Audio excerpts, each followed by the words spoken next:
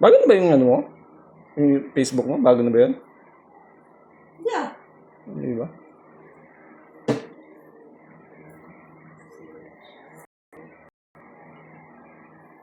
O nagbawas ka lang ng mga ano? Nagbawas lang ako ng mga nabawasan? Hindi ka naman nabawasan. Ha? Hindi ka naman nabawasan.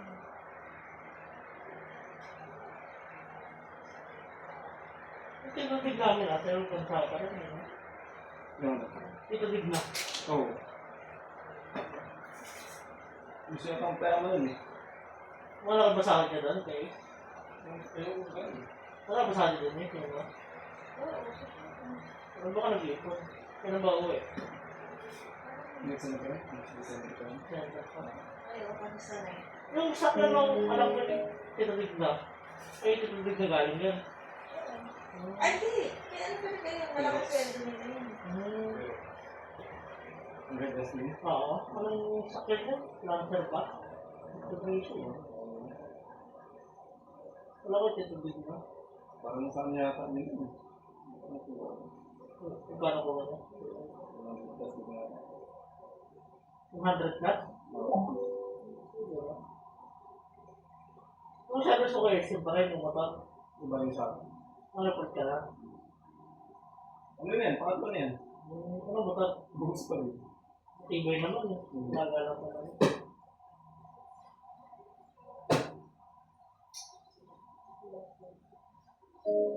Ano mo basa mo? Ha? Hindi na ako mapasok. Ano ko yung papera, di mo nagtatrabaho. Para tayo na anak.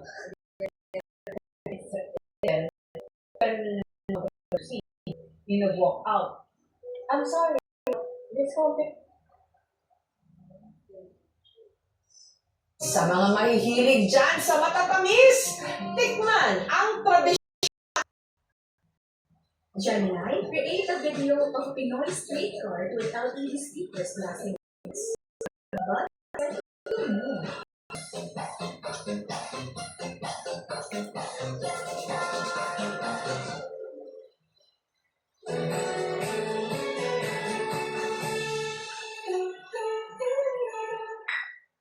Sa mga mahihilig dyan sa matatamis, tikman ang tradisyonal na mga Pinoy panghimagas na kailangan mo ng pagdaanan ang pait ng paggawa bago matikman ang tamis at sarap. Sa mga nakakatandang generasyon dyan, Pamilyar sa inyo ang candy nito. Kalimitan kulay green na matamis at matigas. Kapag nakikita ko yun, parang bigla kong ipinabalik sa mga alaala ng aking kabataan. Mga tanong simple lang ang kaligayahan kung saan kapoy ka na may kapaking iyon ng aking mga kababata habang nagkukumpulan at nagkikwentuhan sa ilalim ng puno. Walang naitinting problema kundi ang masaya ng mga sandaling iyon. Dito sa Santa Maria sa Ilocos Sur kung saan ito nagmula. Ang paggawa nito ang siya pa rin nagpapatamis ng buhay namin mga Pilipino. Ang tawag namin dito, balikutsa. Balikutsa ay isang traditional na matamis na candy sa Pilipinas na karaniwang gawa sa asukal at isang may halong mani na pinapakuloan at tinuhubog habang mainit pa sa kayong ikot o pinabaluktot. Kaya ginagula ang pangalan nito ng balikutsa. Madalas itong binibenta sa mga probinsya at paboritong kapakin ng mga bata na noong unang panahon. Hindi, paggawa Dito ng sa mayan. balikutsa, heirloom o panginagamit sa mga pamangalayan ng Mrs. Celestino. Ang balikutsa ay isang pamanaw heirloom mula sa ating mga ninuno sa Ilocos Sur na sumasalamin sa mayamang kultura at tradisyon ng mga Pilipino at patuloy na pinapasa mula sa isang henerasyon patungo sa susunod bilang simbolo ng simpleng kasiyahan at pagkakakilanlan. Kada araw, 3 hanggang 5 trailer ng tubo ang ibinabagsak sa pagawaan ni Celestino. Everyday umaabot sa 3 hanggang 5 trailer ng tubo ang dumadating at ibinabagsak sa pagawaan ng balikutsa. Ibig sabihin tuloy-tuloy ang trabaho at hindi natatapos ang proseso dahil sa pagproseso ng tubo hanggang sa paggawa ng balikutsa na patuloy magbibigay buhay sa isang tradisyong minanapa mula sa mga ninuno. Para ma-extract o makuha ang Nakita mo batas yung ng bilbil ko? tubo na siyang pangunahing sangkap ng Ang laki ng balikutsa. tiyan ko. Isinasalang nila ito sa Pero bawal mo sayang dito kaya. Paggamit ng machine sa pag-extract ng tubo ay may malaking benepisyo dahil mas mabilis at mas efficient na ang proseso kumpara sa manual na pagpiga. Mas maraming katastilan na kukuha sa bawat tubo, mas consistent din ang kalidad at mas nababawasan din ang physical strain at risk ng aksidente sa ating mga manggagawa. O dito nakakatipid din sa oras at labor cost sa mas tutugunan ng pangangailangan sa paggawa ng mga produktong tulad ng balikotsa. Ang napiga o nakolektang patas ng tubo, isinalang sa isang malaking kawa sa loob ng 3 oras.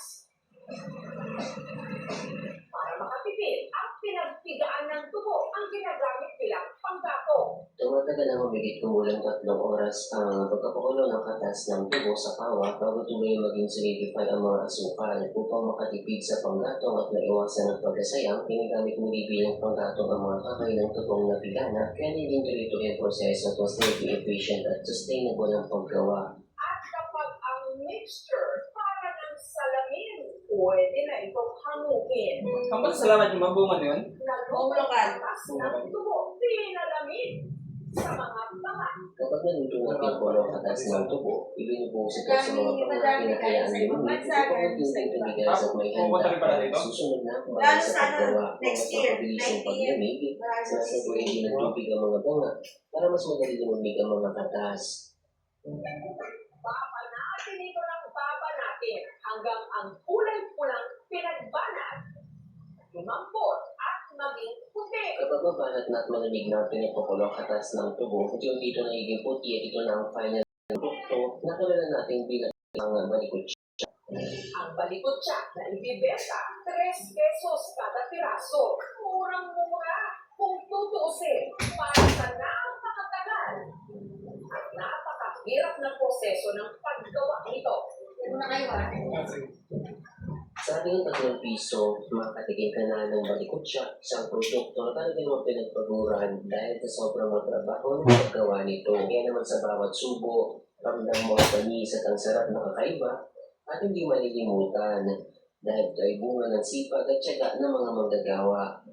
Sa tagal at komplikadong gawin ng mga panghimagas na ito, sigurado kahit pa yung mga mahirap pasayahin, hindi magdadamo ng matatamis nila ngiti.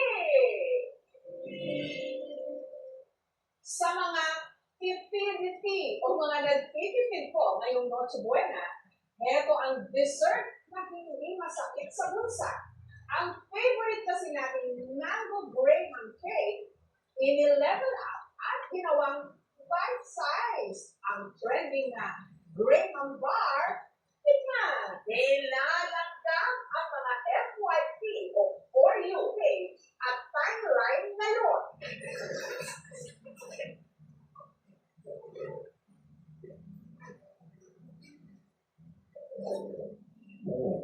Para sa akin, yung graham bar talaga is one of those treats na simple pero super satisfying. Soft, creamy, tapos may tamang crunch ng graham na hindi nakakaumay. Ito ang first time ko siyang tinikman. Parang dessert na comforting pero classy at the same time. May hint ng sweetness sa sakto lang kaya ang sarap balik-balikan. At ang pinaka-plus points niya is pwede rin siyang ihanda sa Noche Buena kasi mabilis lang siyang gawin. Out dessert, siguradong may wow factor sa mesa. It's the kind of snack na perfect pang merienda, pang share o pang solo kung gusto mo lang mag-enjoy ng something na light pero indulgent. Sa panghimagas na ito, hindi nawawala sa ating mga handaan, lalo na ngayong papalapit na ang Kapaskuhan. Ang graham cake kasi ay parang paboritong bahagi na ng bawat handaan ng mga Pilipino mula Pasko hanggang kahit anong espesyal na okasyon. Hindi talaga ito nawawala sa mesa dahil bukod sa sobrang sarap. Ang ganda rin ng balanse ay binibigay ito sa mga pagkain madalas maalat sa handaan. Parang comfort dessert siya na laging inaabangan, kaya kahit anong celebration, sure din palagi.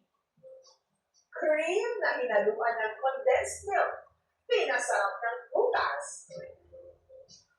Inilayer sa graham cracker at freeze.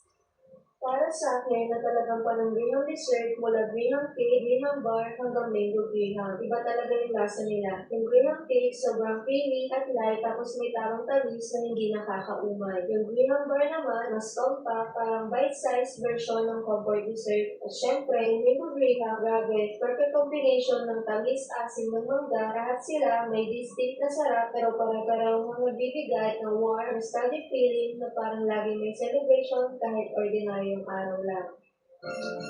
Pero ang factor ngayon, bite size lang ang serving nito. Ito ang trending ngayong Graham Bar.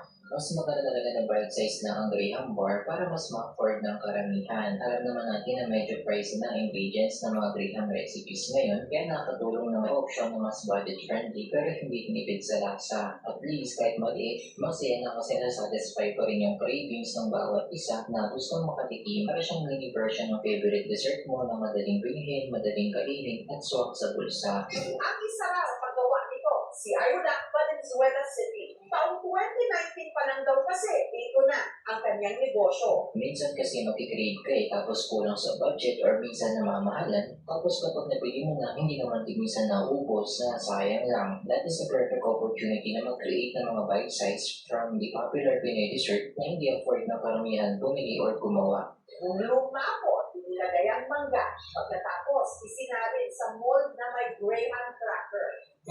Kada serving, ibinenta niya noon ng 28 pesos. Ang binarayo naman sa Quezon City, hindi lang isa ang flavor ng kanilang Graham Bar. May mango, cookies and cream, strawberry, at marami pang iba. Mas maganda talaga kapag mas marami ang flavors kasi mas maraming pagpipilian ng mga customers. Minsan nakakasawa na rin kasi yung mga regular na mango at vanilla kaya refreshing na may bago at exciting na variants. Ang nasa likod ng paandar na ito, ang baker na si Faye na meron na ngayong 20 flavors ng Graham Bar. This time talaga masusulit at masasatisfy ang cravings dahil sa dami ng choices. May flavor para sa bawat mood, bawat taste at bawat sweet tooth. Sa dami ng options, parang lagi kang may something new na abangan at titikman. Kada serving, 40 to 45 pesos. Cake at pastries daw talaga noon ang ibinibenta ni Faye. Siyempre kung tumatagal ka sa baking industry, importante rin na may mga bago kami na offer para hindi maumay o magsawang customers. Kailangan lagi may element of surprise or something fresh na pwedeng matry nila. Nakakatawa rin kasi mag-explore ng bagong flavors at trends. Lalo na yung mga uso at siguradong papatok sa market. Bukod sa nakakagana para sa customers, exciting din para sa baker kasi nag-level up ka, natututo at mas nagiging creative habang lumalago ang negosyo. Ang pagbato namang Graham Bar ng mga taga-Legazpi City sa Albay. Extra sweet. Isinasaw-saw pa kasi ito sa tsokolate. But wait, there's more. Pwede pa lang itong dagdagan ng toppings. Ito ang chocolate-coated Graham Bar. Level up talaga ganitong version kapag may chocolate coatings at added toppings dahil mas makulay, mas maganda presentation at mas nakakakit bilhin. Naging visually appealing siya, parang premium treat na hindi mo mapigilang kunin sa display. Siyempre, dagdag sarap din ng bawat layer at topping na mas satisfying kainin at mas memorable para sa customers. Sa mga nagiging trending na pagkain, ipagpasalamat po natin. Dahil paraan ito, parang iba, magkanegosyo o masenso at matikman ang tamis ng tagumpay. Tuwing pagkulan, naglalabasan ng isa sa paboritong seafood ng mga tiga-El Nido sa Palawan. Lasang lobster daw, pero hindi sing mahal. Ang tawag nila rito, manla.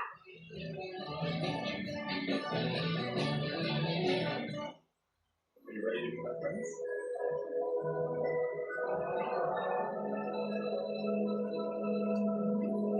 Fragrant hazelnuts, smooth velvety chocolate, Ferrero Rocher, the golden meal that brings people together.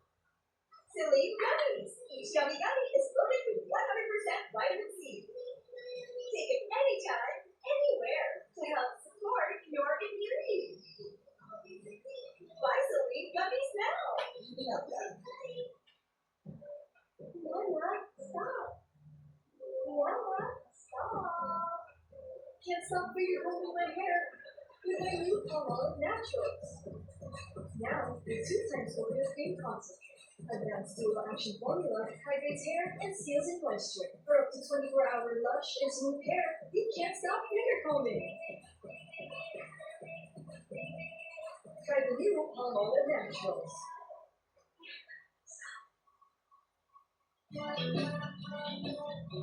Sa pangista, pinubuhay ni Jesus ang kanyang pamilya dito sa El Nido, Palawan.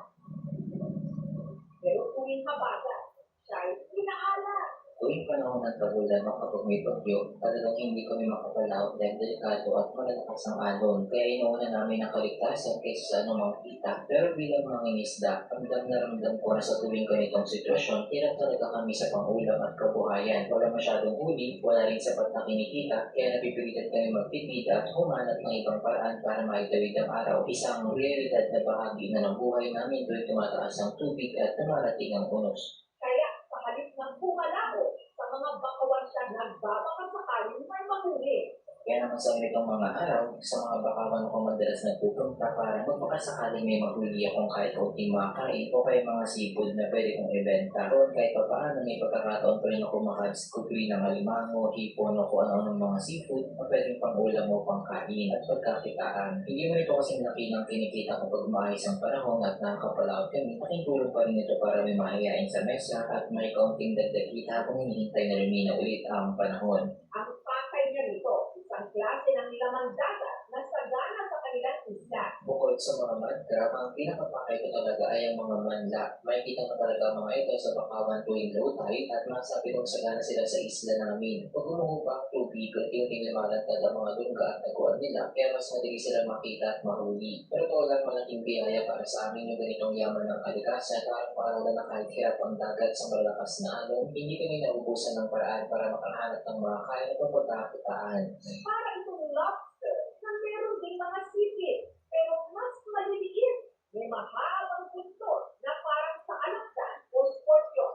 Ang tawag nila nito, manla. Ang mud lobster ay isang uri ng crustacean na kulay brown o maputik ang itsura nila. May maritigas na sipit na kaya sa mga lobster at mahabang katawan. Pero hindi ito mga pupuntot kagaya na sa mga scorpion at madalas sila makita sa mga bakawan porque mahilig sila magkukay ng lungga sa mga putikan. Kaya parang puro putik ang balot sa katawan nila pag nakita. Ang kanilang mga nahuli, isa-isa nilang kinalian.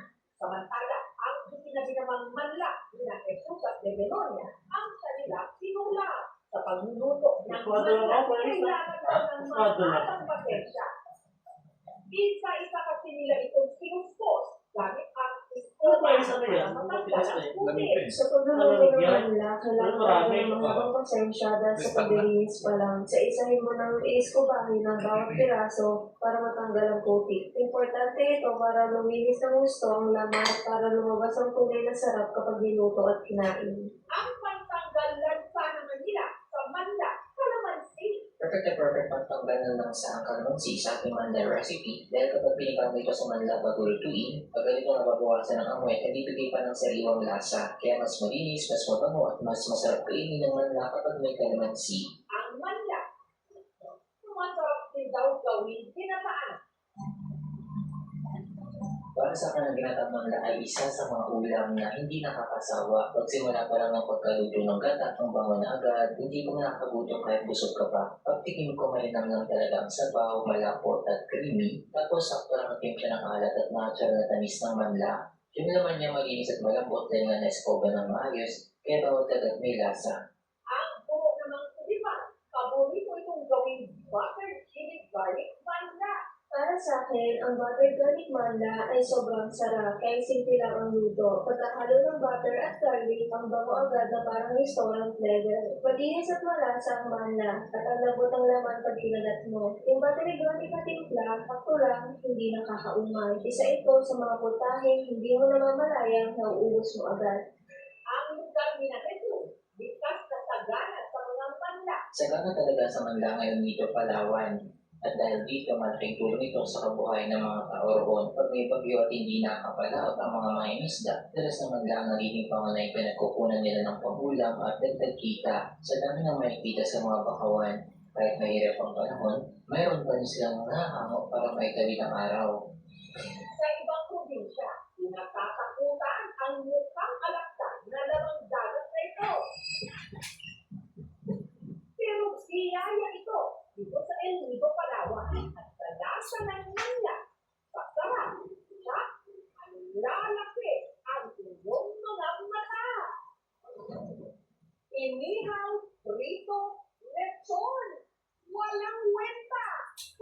pala, sausawan. Bago matapos ang taon, ang mga kababayan natin sa Amerika na alarma, nagkaubusan daw kasi ng ilan sa mga paborito nila, Pinoy sausawan. Ang Pinoy sausawan talaga ay isa sa mga paborito kong i-partner sa mga pritong isda, lechon at iba't ibang klase ng prito o steam na karne dahil mas lalong sumasarap ang mga pagkain kapag may sausawan. Sakto ito sa panlasang Pinoy dahil may tamang asim, alat at konting anghang na nagbibigay gana sa bawat subo. Kahit simpleng ulam lang, nagiging mas special kapag may kasamang masarap na sausawan sa gilid. Kaya naman talagang makapahord ka nito at gugustuhin mong lagi may nakastock sa bahay para sigurado hindi ka mauubusan tuwing kakain na may biglaang handaan. Pansamantala kasi itinaban ang pag-export ng Pilipinas ng ilan sa mga ito sa Amerika hindi pumasa sa bagong regulasyon ng kanilang Food and Drug Administration. Talagang sumunod ang mga businesses sa mga bagong regulations ng FDA para masiguro ang kaligtasan ng mga consumers o mamimili ng mga produkto. Mahalaga ito dahil dito mas nababantayan kung maayos ang paggawa, pag-imbak at pagbibenta ng mga pagkain nating binibili. Para sa akin maganda nito dahil nagbibigay ng assurance na ligtas kainin ng mga sausawan na ating paborito at hindi makakasama sa kalusugan ng buong pamilya. Ang manufacturer nga ng isang Pinoy sarsa ng lechon, gumawa pa ng reformulated lechon sauce para sa mga kababayan natin sa Amerika. Talagang kailangan gumawa ng reformulated na lechon sauce na bagay para sa mga kababayan na sa ibang bansa, lalo na para magamit ang mga ingredients na madaling mahanap doon at mas tumagal ang shelf life ng produkto. Mahalaga rin na ikaw ay dumaan at sumunod sa mga requirements ng FDA o Food Authority ng bansang pagbebentahan para sigurado ang kalidad at kaligtasan ng sauce. Sa ganitong paraan, mas kampante ang mga kababayan nating bibili dahil alam nilang maayos ang proseso at ligtas kainin ng sausawan na kanilang paborito. Para magtuloy-tuloy ang buwan tusawan, sausawan. Dahil ika nga, sausawan is life. Nakakagana talagang kumain kapag may sausawan na kasama ang ulam natin at lalo na kapag pritong manok ang nakain sa mesa. Mas sumasarap ang bawat tiyak dahil nabibigay ng dagdag na lasa ang simpleng ulam kaya mas ganado kang kumain. Kahit pang araw-araw lang na pagkain, nagiging mas special at sulit kapag may masarap na sausawan na kapartner. Ang pag-uong na paboritong i-partner sa kare-kare dito sa Tanza, Cavite.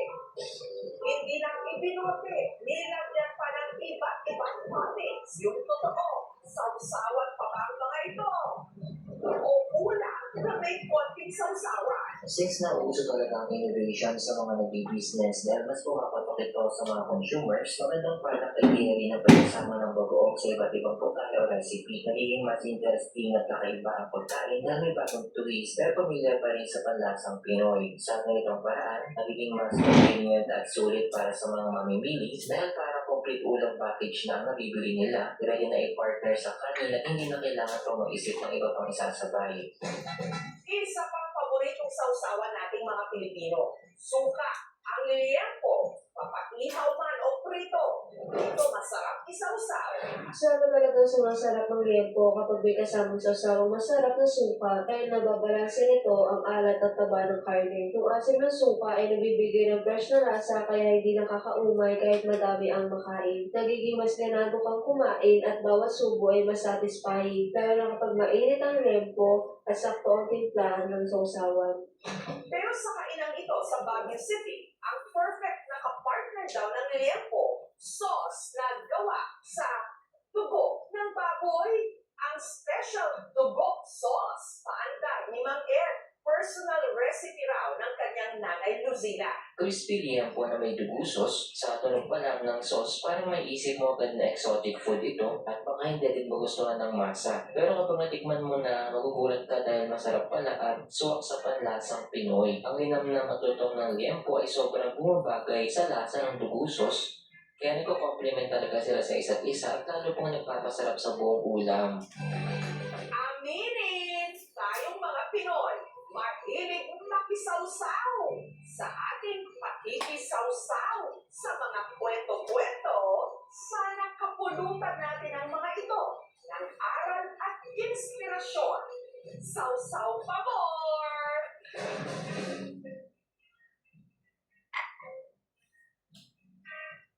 Okay, Gemini, Virgo, CB into website design. Cute. How about a game instead? Into a short film. I'm Alisa, and here's what I can do. Wow, so cool.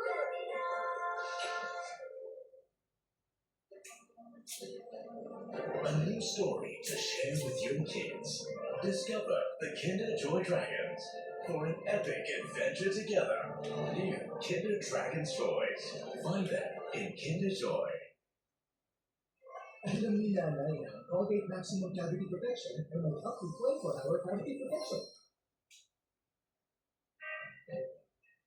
Ang pangalan ng mga pagkain ito, tunog SPG o nangangailangan ng strong parental guidance.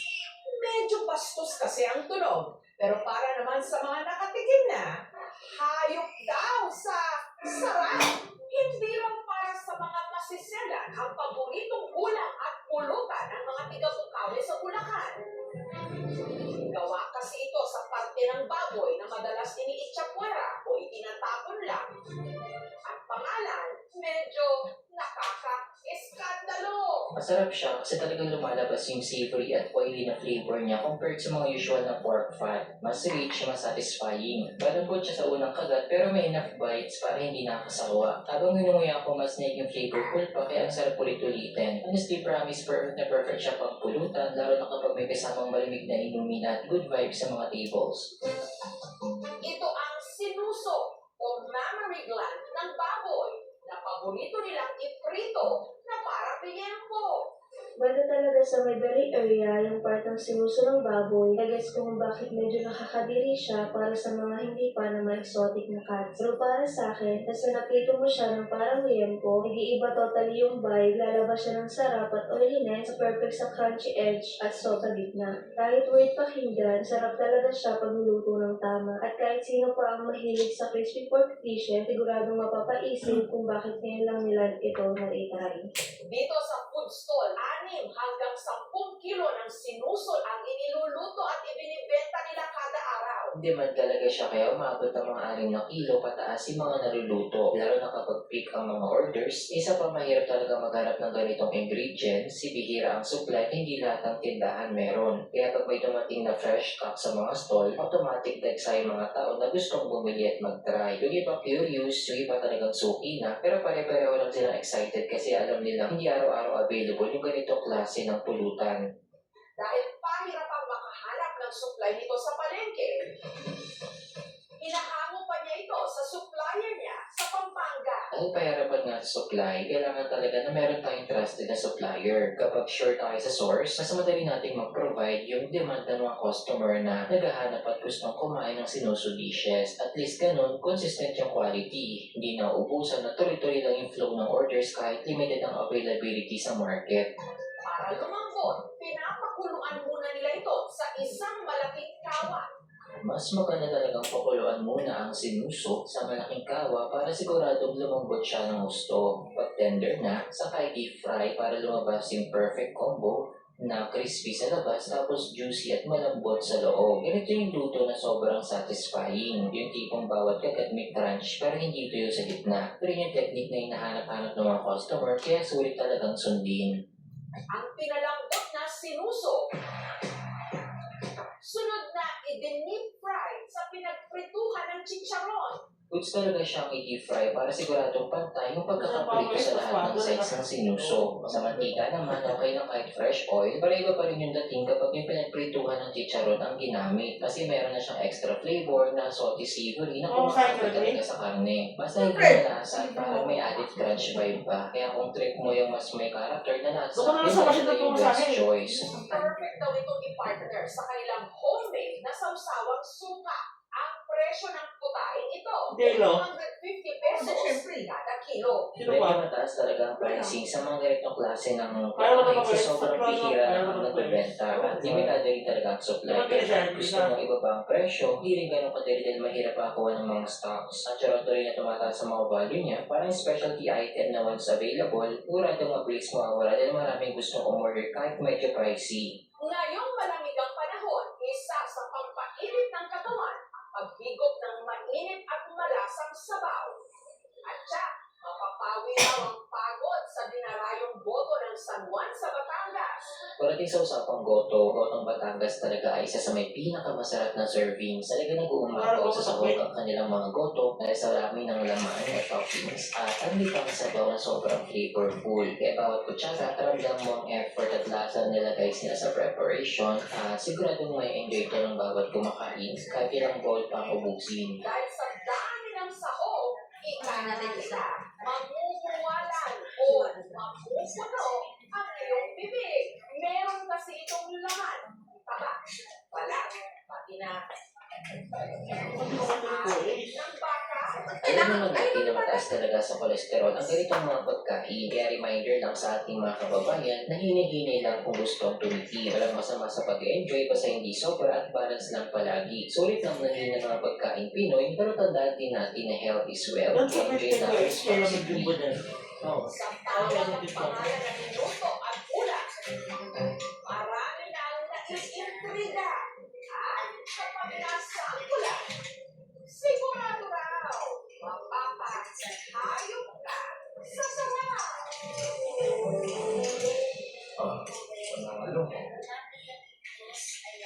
Sa lugaw, wala tayong kasawa-sawa. Kaya naman ang ilan, iba't-iba. Tubong lugaw talaga. Umaga, tanghali, gabi. Dahil pa, madaling araw, binarayo ang lugawang ito sa Barangay Tejeros sa Makati.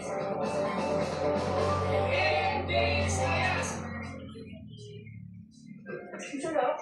Masarap ang lugaw, init, malambot at malasa. Pero mga katulad, sa bawat kutsara, ramdam ang init at ginhawa ng bagay sa malamig na panahon. Kapag inutin ko ng may luya, bawang at kaunting asin, sinamahan pa ng itlog, manok, o ang chicharon bilang sahog. Lalong sumasarap ang bawat tipo. Isa ito sa mga paboritong pagkain ng mga Pilipino at hindi talaga nakakasawa. Simple man ito, pero kumunong lasa at alala. Kaya sigurado ang sarap at perfect sa bawat pagkakataon. At dahil advance daw silang mag-isip, ang kanilang lugawan, binuksan nila 24 oras. Naiintindihan kasi namin na ang gutom ay walang oras. Maaaring may estudyante nag-aaral hanggang 10 oras ng gabi, manggagawang galing sa night shift, o simpleng taong binigyan sa malamig na panahon at naghahanap ng mainit na pagkain. Sa lugaw, may comfort food kang maaasahan na namang oras ng araw. Kaya hindi na kailangan maghintay ng umaga o regular na oras ng kainan or opening. Talagang bukas ng lugawan. Magandang may bukas na lugawan 24/7 para kung gusto nilang may mainit na mangkok ng lugaw para sa mga taong pagod, hindi gusto lang na konting ginawa, may lugaw.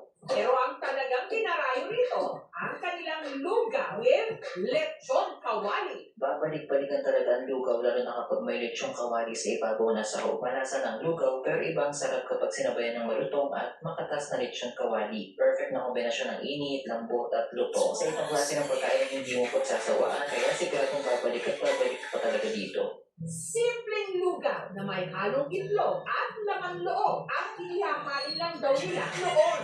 Pero nung minsan nauusan daw sila ng laman loob ng bago, naisipan nila ihalo na lang ang isa sa mga ibinigay pa nilang ulam, ang lechon kawali. May mga customer na nung una ay lugaw lang ang hanap pero nang makita nila may umorder ng lugaw with lechon kawali, na-intrigue at na-curious din sila. Hindi nagtagal sa sandaling subukan. Ang simplisa ng lugaw, ang naging standout dahil sa malutong at makatas na lechong kawali sa ibabaw. Isa lang ang didikin pero dahil sa itsura at amoy, pati ibang customer ay napa-order na din. Doon mo makikita kung gaano ka-epektibo ang kombinasyong ito, nakakaingan nyo nakatakam at talagang mabalik-balikan. Kada araw, umaabot daw ng mahigit 20 malalaking kaldero ng lugaw ang kanilang nauubos. Mabenta talaga ang lugaw sa ating mga Pinoy dahil ito ay pagkain na simple pero malasa, abot kaya at may hatid na ginawa sa bawat higo. Mula bata hanggang matanda, kilala ito bilang comfort food lalo na sa malamig na panahon o kapag hindi maganda ang pakiramdam. Madaling kainin, madaling hanapin at kayang-kaya ng bulsa. Kaya hindi na nakakapagtaka kung bakit pagkapunta sa kanto, palengke o kahit sa mga modernong food stall, ang lugaw laging may lugar sa puso at tapat ng bawat Pilipino.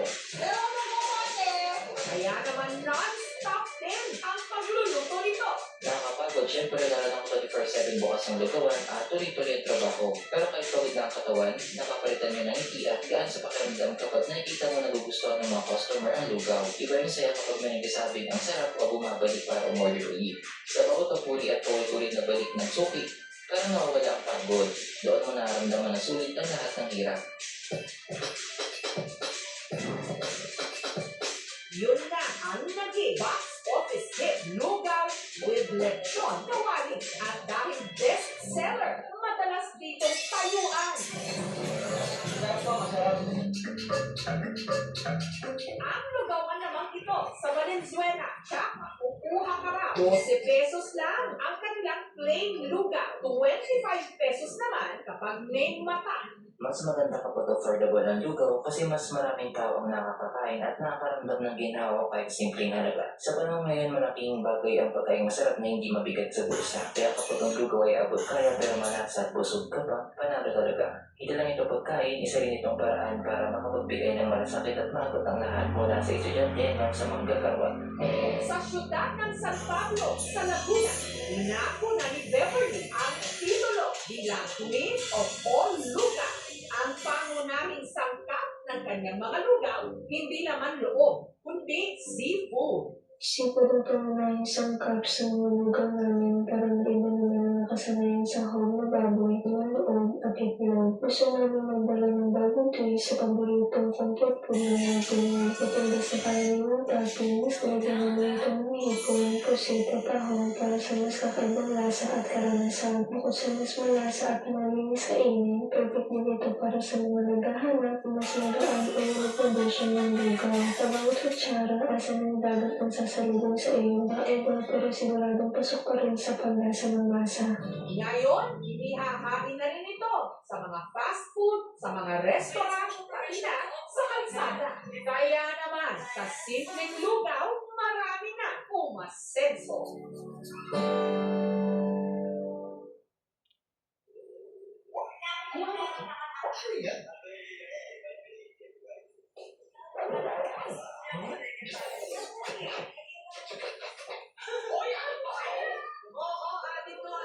Inyong endorser. You can skip this, but you can never skip taking care of your teeth. Use Colgate Total to help prevent the eggnog oral care concerns even before they start.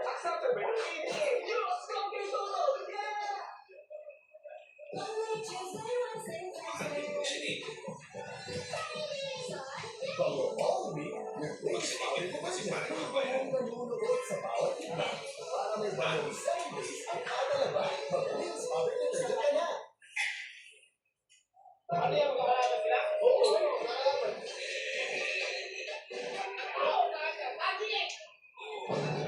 Uy, na alam ako. Magpuntahan tayo ulit. Lahat tayo. Bali, Mark.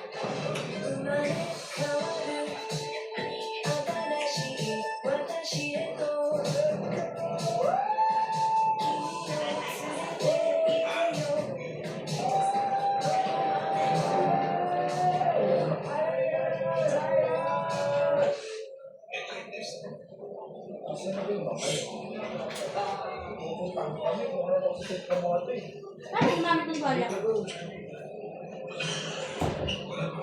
Sabi, kakain ito eh.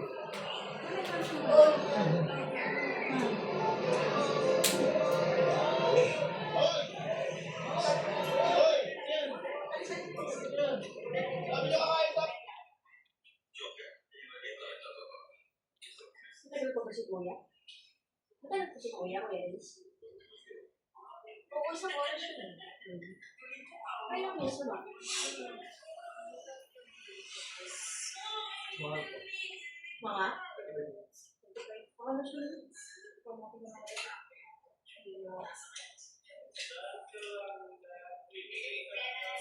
Bakit po tinatanong mo kung bayad ka ba? Oo, libre mo, di ba? Tatanong ka, wala ka Sige, naman sige, bayad. sige. Buhat din lang ka, ha?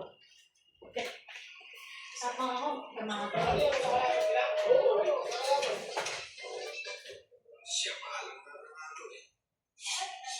High school days ako nito. First year high school. High school days ako nito. First year high school.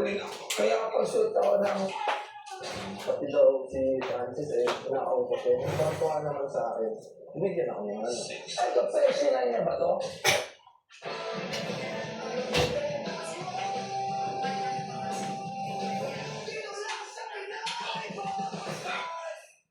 Lamig ah.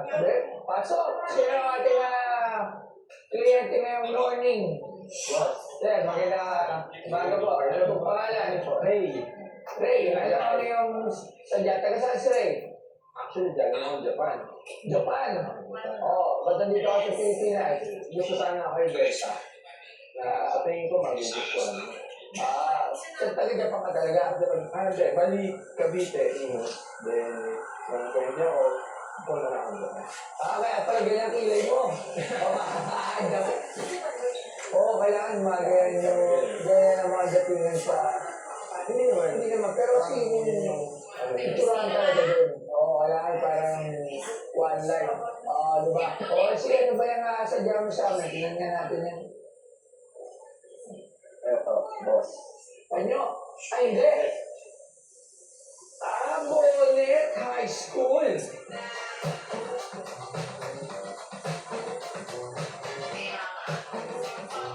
Alam mo ba, ang Pancho Francis M ay isang streetwear brand na itinatag ni Francis Magalona na kilala bilang the master rapper ng Pilipinas. Lumabas ito noong 19 hanggang early 2000 at naging isa sa mga unang lokal na clothing lines na nagbigay diin sa hip-hop culture at Filipino pride. Kilala ang brand sa makukulay at mapangahas na disenyo na kadalasang nagtatampok ng mga simbolong Pilipino gaya ng bandila at 3 stars in a sun. Itinuturing ang Pancho Francis M bilang unang hakbang ni Francis Magalona sa larangan ng fashion bago niya itatag ang Francis M. Clothing Co. Alam mo ito, Lars? High school days ako nito. First year high school, nung nakapag-suit ako ng Pankyo. Yan yung sinusuot ni Francis Magalona. Sa kanya, iba-ibang kulay eh. Tandaan ko dito, meron dito yung sa commercial ng Royal. Royal True Orange, meron yung pero ito ang gusto ko. Tingnan mo, hindi ako dito.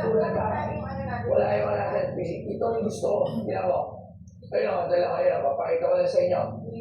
Ayun ako lahat sila. Ganyan kasi yung uso dati. Kaya alam ko yan dala ako. Nakita mo na lahat.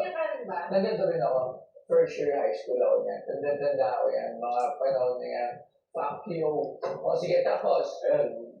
Sinama kami sa backstage ng mami ko. Kasama kay lola ko. Ang kulit ko daw eh. Lahat daw ng mga pista na nag-waiting doon. Nagkakausap ko. Pati daw si Francis eh, nakausap ko. Tuwan-tuwa naman sa akin. Binigyan ako ng ano. Ito, personal niya ba to? Yan, ang sabi sa akin ng lola ko, yan daw talaga yung suot niya. Yan yung susuotin niya dapat sa performance. Meron siyang, yan, marami siya, maraya, no? Ayan, para lang sa akala nyo. Tanda-tanda ako to, yun nga, talagang matandaan tayo sa mga ganyan-ganyan. After kasi ito, ng Pankyo, lumabas naman yung cross color. So, alam mo yung cross color? So, yung cross color naman ng mga ganito, yun naman yung nauso. Kasi nga, parang nawala yung Pankyo, nauso naman yung cross color sa Cinderella naman siya nabibili. So, kasama niya yung mga shorts na toong na iba't ibang kulay, tapos yung bonnet, tapos kung ano pa. Anyways, meron ka bang provenance? You have something to put your name? May hard copy of that.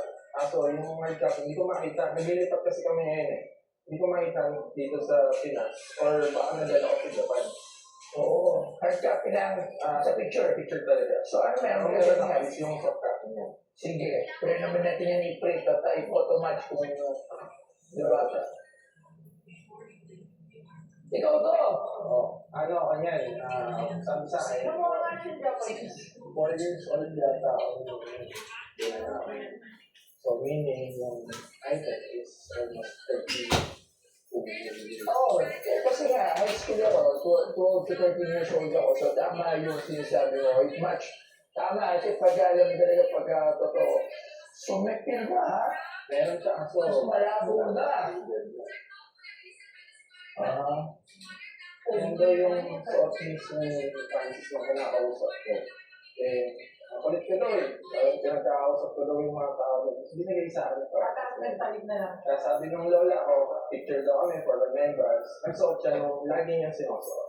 Pero nga ako naalala ng look na square dyan, tingnan ko nga lang to, yung pirma ni Francis M. So, siyempre marami tayong mga gamit ni Francis M. dito.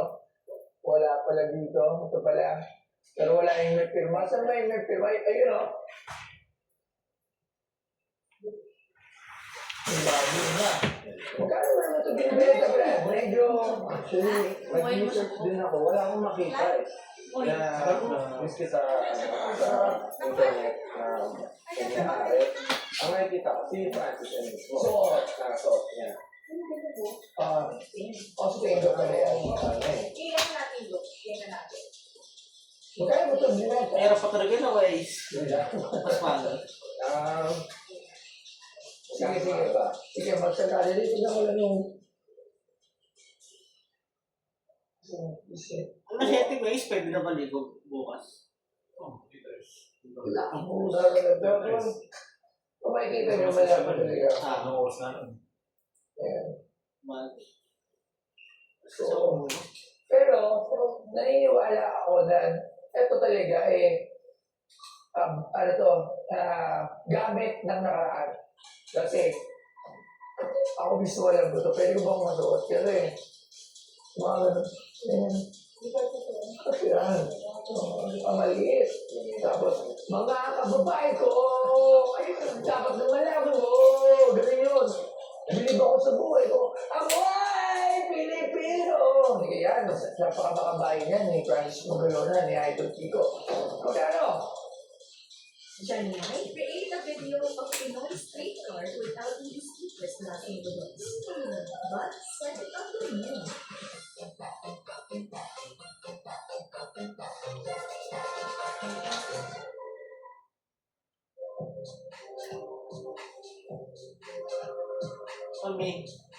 May break yan, boss Toyo, pag ginala ko yung ano yan, yung break ko ng bata. Ha?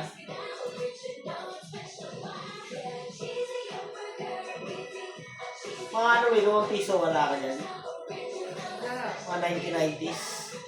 Ito na, may bilo rin yun eh.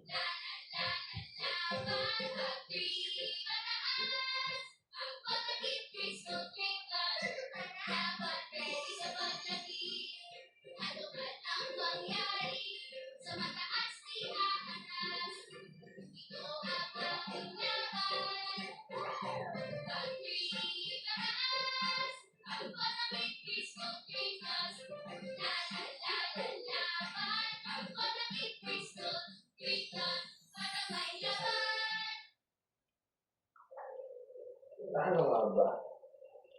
Kasi, para sa akin, malaki yung value niya. Malaki yung value niya. Paano ba natin umpisahan, Boss Toyo? Magkano ba na sa isip mo? Kasi ito, pwede mo itong isama sa holy grade mo. Na item ni Francis M. Tsaka, if ever man, kasi marami yan. Yeah. Pero, sobrang tagal. Ako compare ko to. Yung album ni Francis Magalona na ito yung gusto ko yung original na black. May signature na talaga with provenance na pinirmahan niya na napunta kay Sir Jack na So, ganun siya kasi meron siyang hindi siya one of one eh. Alright? Kasi meron siyang ang problema lang, hindi pa lang lumalabas. So, malay mo, after itong video, may mga lumabas. So, hindi ka tulad nito, this is a one of one. Kasi, isang sulat lang yan. So, katulad din nun, isa lang din yun. So, yun yung differences nito. So, yung album na yung sabi ko, sobrang hirap din makakuha doon. Tapos, nakakuha kay kaso, ni-request ni Mang Thea, binili niya for Sir Glock na yung birthday. So, yun lang atin wala siya yung ito gusto ko album ko at hindi na ako nag pero napunta sa magandang kamay kaya okay lang. So, doon ko na siya makakompare. Pero yung mga photos ni Francis Magalona yan, magkano? Okay. Bigyan mo natin ng parang wala kasi akong idea kung saan siya. Yes, dito, okay lang. Name your Wala akong price. idea. So parang ang inaano ko na lang dyan, yung price na ibibigay ko, kinukuha ko na lang siya sa yung rarity ng item. Yeah. Tapos, Siyempre, kasi yung nagsuot. Saka, yung paano ma-authenticate. Yeah. Kasi, if ever na may pumunta o mag-video sa inyo, mahirap lang i-authenticate. Then, so, nga, 13 years. Unless, katulad na may picture. Ang isa din pala masasabi ko dito, sana may picture to with the photo matching. Kasi ang isa sa mga importante ngayon is paano nila binibigyan ng halaga. Is one thing is yung photo matching. So, sa photo matching na suot niya, so if meron si Kiko, si Sir Kiko na suot niya, then a photo match with this, it's a photo match. Okay yun. So, dito kasi sa suot mo, pwede yung claim na suot niya, claim mo lang yun. Because we don't have any concrete na proof or provenance na suot niya talaga yun, tapos napunta sa'yo, may kumbaga may different picture. Ako kunyari, first suit niya, then wala ka, then the second picture, nasa na yung suot niya, wala na sa kanya. So definitely, it can be concluded na personal gamit ito ni Francis Magalona, ni Sir Francis. Or otherwise, katulad yung pinakita mo sa akin picture, meron siyang suot. So meron kang suot. It could be an extra pair he had on the same day na nagka-taping siya or nandun siya kung anong shoot yan, and may expression, binigay sa'yo. So, dalawa yung tinitingnan ko dito eh. Pero kung ito, meron siyang picture na suot niya, tapos ikaw wala, tapos meron siyang picture na suot mo na, tapos hindi niya suot, definitely, it's a personal property of na word ni Francis Magalona. So this is a personal property ni Francis Magalona, but we do not know if it is an extra na nandun. Kasi katulad ako, may mga pinamimigay ako ng mga damit. So may sapatos. So may suot ako, meron ako extra for pamigay. So, doon naglalaro yun. So, that's how I explain para yung tingin ko dito. And then, isa pa, so signature, di ako nag-doubt. Talagang sa tingin ko, it's a digit signature yung ganda, napaka-labo na. Hindi ako nag-doubt na legit to kasi nakita ko naman and from the stories na sinabi mo na si Momo is a backup dancer, tsaka nandun with the pictures. Kaya naniniwala ko that this is a legit signature. Legit item came from Francis Magalona, a legit signature, and a legit na pwede talaga natin bunin para dito sa museo. Ang tanong, magkano? Ang dami ko nang sinabi! Alam mo naman, when it comes to Francis Magalona, syempre, naiinig ang mga dyan. Kasi Francis Magalona, idol na. Alam naman natin na idol natin yan. And especially this kasi, suot ako dito. Nagsuot ako nito, wala akong picture nila. Wala naman tayo ng picture nun eh. Wala naman tayo mga camera nun. So, pero, nagsuot talaga. At maraming nagsuot nito na talagang mga legit na mga followers ni Sir Kiko and hip-hop mga aficionado. So, magkano? 1 Magkano mataas yun ha? Yun. Definitely, hindi siya magiging presyo ang bahay. Unless suit nga ito ni Francis Magalona na very significant, kaya suit niya ito sa music video. Yung sa ito ang gusto ko. Yun. Yung unang mga mambosa kasi tawag din sa amin. Ano tawag dito? Mambosa. Mambosa. Alright. Or mamboso sa Tagalog. Mambosa siya sa ibang bansa. Okay. Ako, tawag ko dati dito talaga nung high school ako. Tawag ito, bonnet pa rin. Ito kaya ako. Parang siya ako, bonnet din eh. Bonnet din ako siya. Bonnet din ang tawag na. Ang unang suot niya, yung puro native design lang siya. Parang tinahe. Yeah, wala pa yung funky na dun sa mga ang paterno nito dati, yung t-shirt. Sabi ko na Kaya sa itong dati, meron siyang t-shirt na lower. Parang ganyan ba yan? Hindi, yan yung lagi yung sisuot. Pero meron to sa bahay ng mga hip-hop clothing natin, yung Yower. Kung may nakakaalala niya, Yower. So, yung mga shirts natin. So, sige, magkano? 1 million. Wala po. Sobrang labo. Magkano, boss? Marami ko rin siyang ganyan. Yun nga kasi nga yung hinaano ko dito eh. Iba-iba yung suot. It could be an extra pair that is prepared for giveaways. Kaya pagandang item eh. 30 years yan, gusto. Oo, pero hindi siya abot ng If ever na sa tingin ko, baka lang na yan na lang ang nakaka-survive niya. maybe we do not know after this. Baka ang dami mag-comment. After this episode, magkakalaman. Sabi na baka pagka na-upload na to, Sino ba ba? Oo, Ang isa namang risk doon na nakikita ko is Pag wala. ma-out technically. Yung mga dati. Yeah. So, maybe meron silang picture. Malay mo nga, meron pa silang suit mismo. Kasi maraming kaibigan si Sir Kiko. Actually, meron dyan lagi yung suki natin, si Jojo. Si Jojo na dancer. Lagi na doon. Ang dami ng memorabilia ni Franz kasi is constant friend with Sir Kiko. Dancer din na. Oo, so B-boy dancer. 15,000 pesos. 15,000? Barot pa. Ano lang naman yun eh. Never got 18,000. kahit sa dreams. 50K. 11,000 pesos. Eh, hindi ko naman magana sa process yun eh. Actually, okay naman yung financial. Yes, wow. So, kung ibibigay ko ng 20,000, parang ibigay ko na. Maganda ba yung kay Rick Weir siguro mga gamit? Gandang display. Hindi ko mas mahal yun eh. Siguro, i-out ko siya sa presyong Magkano?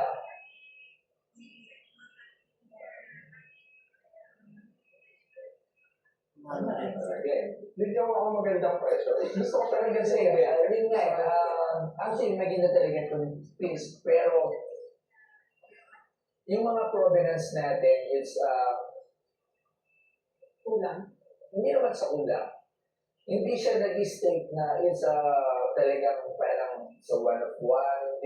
It's a very, kumaga, madami kasi. So, hindi siya pwedeng i-compare. Kasi katulad nga ng polo, it's just first 500,000 ata. It's surely one of one. And kasama pa yung tatlo. And very significant because of the music video na everybody knows that music video. So, kung alam na lahat. So, that will definitely, di ba yung price niya, okay. So, ito rin isa, isang love letter. So, napakahirap din na tumawa. So, di ba? So, magkano siya? So, if you compare this to those o to yung mga nabili ko, it's very different thing. So, ako, you're the last. I'm not lowballing yun, hindi ako nagbabarat. Kahit ako, kung ikaw, hindi ko rin siya bebenta kung gusto. Kasi, bihira talaga to eh. Pero siyempre, gusto ko uma. Kaya, baka mabudol natin si Kuya. 30,000 pesos. Hindi kaya, boss. Hindi kaya. Okay, maybe you take this na lang din. Pag-usap ulit tayo. Napakasaya, napakaganda nito kasi you share a piece of parang balik pa na to eh. Hindi man history. So, parang binalik mo lang yung talagang after 30 years sa mga katulad natin na sumusubaybay. Napakaganda ang piyesa pero yun nga, hindi natin mabarat. 50,000 pesos. Wala ko. Thank you, brother. Thank you very much for visiting. Ang ganda. So, hindi kami nagkasundo ni Boss Toyo sa presyo. Pero masaya. Masaya dito. Nag-enjoy ako. Ang ano ko dito is na-authenticate na yung item na to is original. Galing talaga kay Francis. Yun yung mahalaga. So, kahit di kami nagkasundo sa price, maraming salamat pa rin, Boss Toyo and Pinoy Council. Salamat.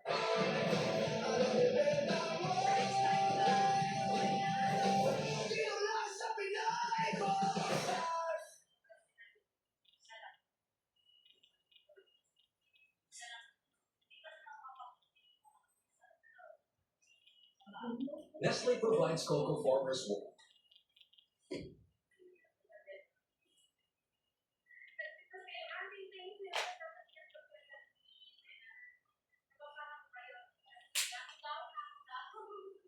Binansagang kami na sundalo di dahil sa aming nilito.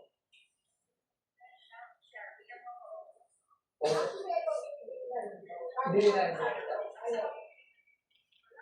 May pinamit kasi. May right na ganito. Ang bukso. May right na ganito. Kasi ano, sabi kasi. Oh, may binili siya, no? Gusto yun na yung kabit ni Francis M. Magkano? Million din, di ba? Wala ka. Kalahati. May love letter pa. Ha? natin yun. Yung may jersey na blue pa, ano?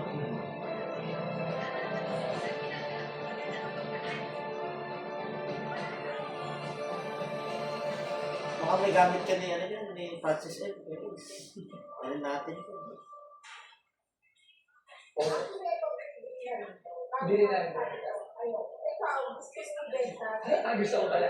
Grabe ka naman, hindi naman ako mukhang pera.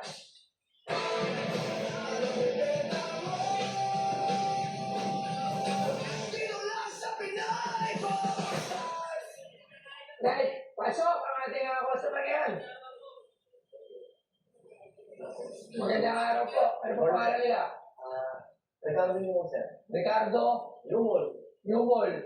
Wala na akong John sir. John, naku, hindi ba tuwan si Sir? Ay, hindi na. Baka hindi tayo magpatawad dito agad. Paganda lang mo sa amin. Taga saan po muna kayo? Palit po kami. Palit Pampanga. Palit. Palit. Okay, palit. Ang dala nyo? Siya painting po ni pinansin ni Sir Joey doon sir. Uy! Ano naman, painting na naman ni Joey De Leon. Tingnan natin yan. Special yan sir. Kasi Ikaw naman bubukas, hindi na siya. yun ay painting niya para kay Rene Reyes.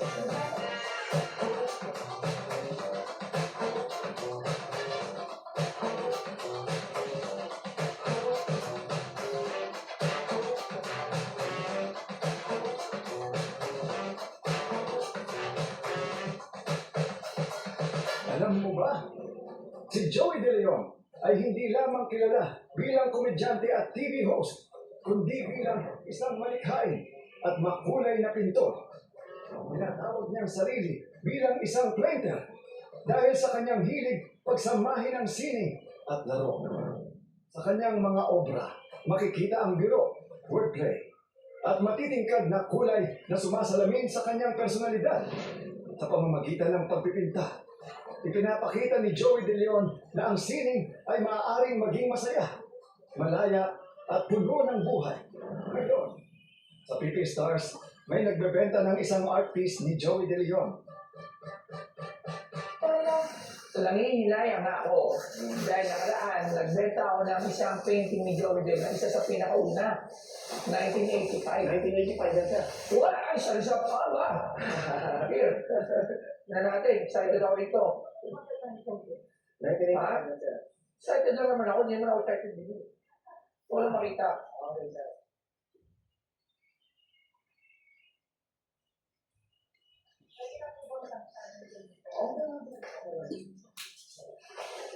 Why the eyes of the Lord, we always with you. Correct. Rene.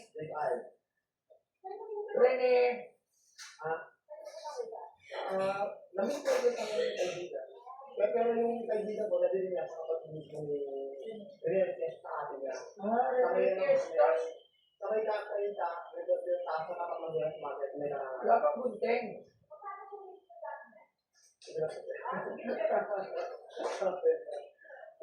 Noong una, inawitang ko na sa dyan, tapos di ba siya nagdidikit noon. Actually, lumabas yung mga painting ni Sir Joey dito sa programa ko. At simula nun, marami nang lumabas ng mga painting ni Sir Joey De Leon. Wow! Oh, ang ganda ah. Ganda ah. Mas maganda yung likod siya.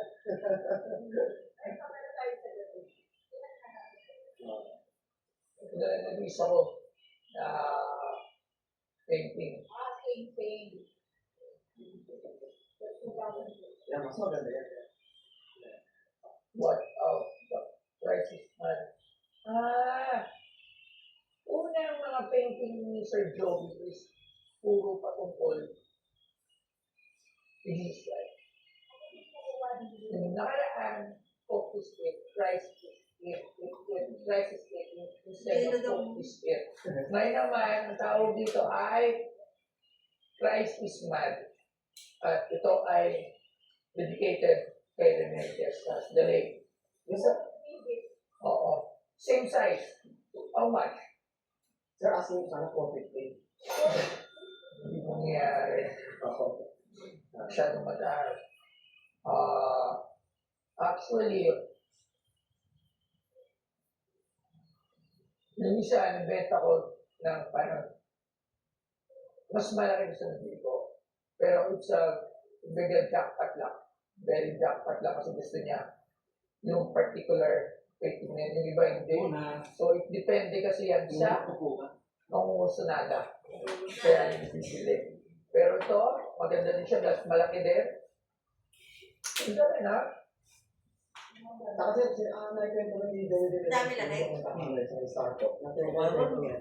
Na binigay ng 11 pesos to. Sabi na, nilaki niya yung mga Nabawasan na. Over team, ganun dalawa. Walang ganun ako nabawasan agad nun. No? Hindi mo nagkakamera sa startup yun. Kaya doon sa labangit na niya. Parang Ito galing. Pwede din, masasakit yung ugat. Tawag lang na tayo sa mga experts. So, meron sa machine? Or isang art collector. Okay? Tawag tayo ng isang art collector tayo. Ito isang, siya ito nag-file sa akin before regarding sa Joey Julian kasi isa itong art collector. So, iba yan.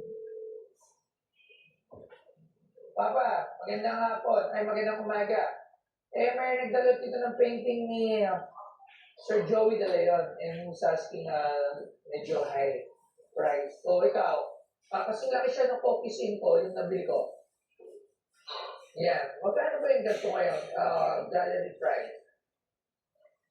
Kay Joey. Oo. Joey, De Leon. Same. nasa pagkakaalam ko. Yung gantong size? Hindi alam. Nabenta ngayong akin 200 eh. Malaki.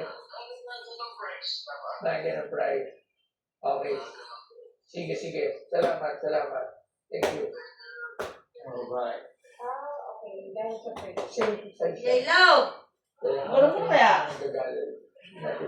So, pa si J-Lo eh. Gusto mo ba kape? May kape ba doon? Kape ka muna ulit. Hindi, same session. Sumama mo. Hindi, magkakape muna siya. Ako, mas marunong ako kape. Sa mga collector. Pwede ba muna? Si J-Lo, pumunta ko sa kabila. Good morning, sir. Ayaw mo ba ba, J-Lo? Mauna na ako. Hindi na ako, tapos na sila. Ay, sorry. So, sige. Pinalas ka. Ang isa nga, Joey De Leon. 1985. May cellphone kami. Same size nung nakaraan. 1985. And with dedication dito kay Rene Requestas. Sa Hindi ko na lang yung ano ha. That's it. Mike to isa. As an art collector,